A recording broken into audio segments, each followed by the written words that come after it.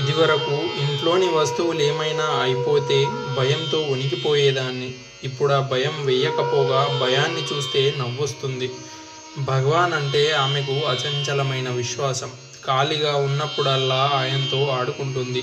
కాసేపు చిన్నపిల్లాన్ని చేసినట్లు గారాబం చేస్తుంది. చక్కగా కబుర్లు చెప్తుంది. మరే దేవుడి మీదకు ఆమెకు మనస్సు పోదు. అలాగని ఆర్భాటమూ లేదు.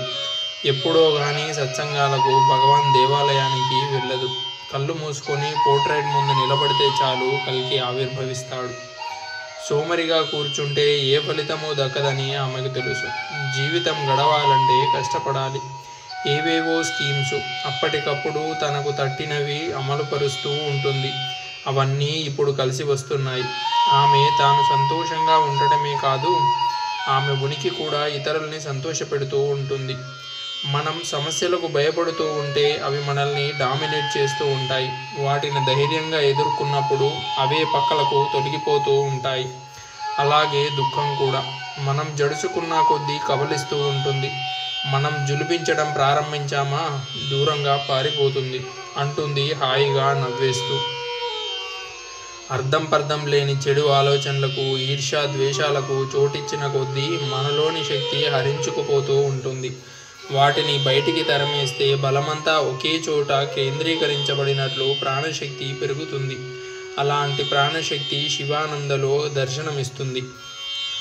కల్కి ధర్మంలో ప్రవేశించాక జీవితంలో మార్పు తెచ్చుకున్న వాళ్ళు, ఎంతో చక్కని అనుభవాలు, అనుభూతులు పొందినవారు వేలాదిగా ఉన్నారు. వాళ్ళందరి గురించి రాయటం సాధ్యం కాదు. అంతేగాక ఆ జాబితా ఎప్పటికప్పుడు పెరుగుతూనే ఉంటుంది.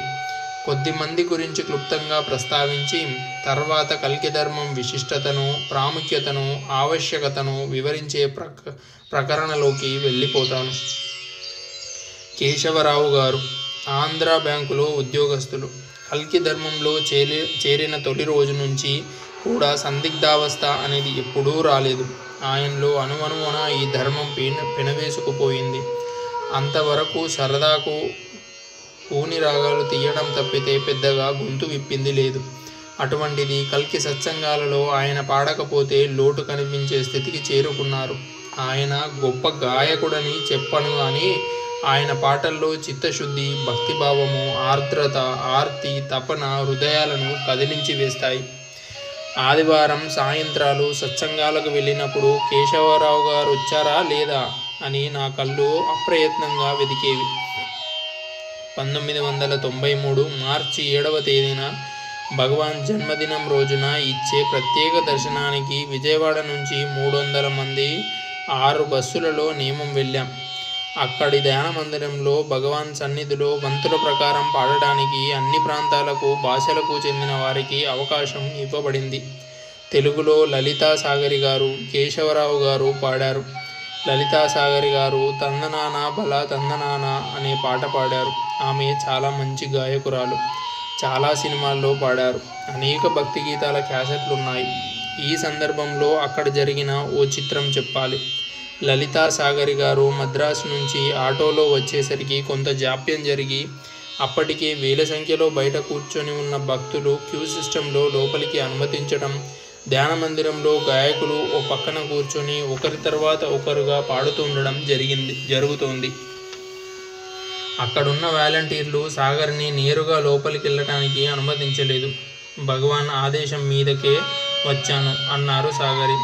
అయితే ఆ ఛాంబర్స్లో భక్తుల మధ్య కూర్చోండి. మీరు గాయనిగా లోపలికి ప్రవేశించడం భగవాన్ నిర్ణయమైతే మీరొచ్చిన సంగతి ఆయనకు తెలుస్తుంది. ఆయన కబురు చేస్తారు అన్నారు వాలంటీర్. చేసేది లేక సాగరి ఆ ప్రజల మధ్యలో కూర్చుండిపోయింది. నిమిషాలు గడిచిపోతున్నాయి. ఆమెలో టెన్షన్ పెరిగిపోతోంది. ఇంతమంది జనంలో తాను వచ్చిన విషయం, ఈ ఆలోచన కొనసాగుతుండగానే ధ్యాన మందిరం నుండి ఓ లేడీ వాలంటీర్ సరాసరి సాగరి కూర్చున్న ఛాంబర్ దగ్గరకు వచ్చారు. సాగరి గారు మీరేనా? ఆమె సంతోషంతో తడబడుతూ లేచి నిలబడింది. రండి, మిమ్మల్ని భగవాన్.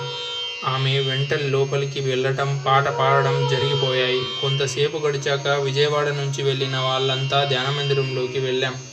భగవాన్ పువ్వులతో అలంకరించిన వేదిక మీద సింహాసనం వంటి ఆసనం మీద కనులు మూసుకొని కూర్చొని ఉన్నారు. సత్యలోకంలోనూ అలాంటి స్థితిలోనే కనిపించారు. అసలు ఆయన కళ్ళు తెరిచి చూడరా? ఎప్పుడూ కన్నులు మూసుకొని ధ్యానంలోనే ఉంటారా? సరిగ్గా అదే సమయానికి కేశవరావు గారి వంతు వచ్చింది. అదో అదో అదో అదో కల్కి వచ్చని అంటూ అందుకున్నారు. ఆ పాట కేశవరావు గారు చాలా భావోద్వేగంతో పాడతారు. ఆ రోజు సాక్షాత్ భగవాన్ సన్నిధిలోనేమో మరీ భావోద్రేకంతో భక్తి పారవశ్యంతో ఊగిపోతూ పాడుతున్నారు. మేమంతా కూడా ఆనందోత్సాహాలతో పొంగిపోతూ పులకించిపోతున్నాం. అసలు ఆ వాతావరణమే సంతోష డోలికలతో సంబరపడిపోతుంది. ఒక్కసారి భగవాన్ కళ్ళు తెరిస్తే బావుండును, మా అందరి వంక చూస్తే బావుండును. అందరి హృదయాల్లో ఉన్న కోరిక అది. ఉన్నట్లుండి భగవాన్ శరీరంలో చిన్న కదలిక. ఒకవైపు ఆసరాగా పక్కకు ఆనించి ఉన్న చెయ్యి మెల్లగా తీసుకొని రెండో చేతి మీద అనుకున్నారు. ఆ కదలిక ఎంత నేత్రపర్వంగా ఉన్నదంటే ఓ స్వర్ణ విగ్రహంలో దివ్యమైన చలనం వచ్చినట్టు. అప్పుడు కళ్ళు తెరిచారు. అబ్బో, అదో అపురూప దృశ్యం. అమృతమయమైన చూపులు అందరి మీద ప్రసరించాయి. అక్కడున్న ప్రతి వారికి ఆ చూపులు తమ మీదనే ప్రసరించినట్లు అనుభూతి. భగవాన్ పెదవుల మీద సుందర మందహాసం. తన్మయత్వంతో మైమరిచిపోయాం. ఈ క్షణం గురించి జ్యోతిర్మయి గారి విశ్లేషణ ఇంతకు ముందు రాశాను. భగవాన్ని ఆ రీతిలో సందర్శించిన ఆ క్షణం గతంలోకి జరగకుండా జీవితాంతం స్థిరంగా నిలిచిపోయే శక్తి గలది. ఆ క్షణానికి గతం లేదు, శాశ్వతంగా మనతో పాటు పయనిస్తూ ఉంటుంది.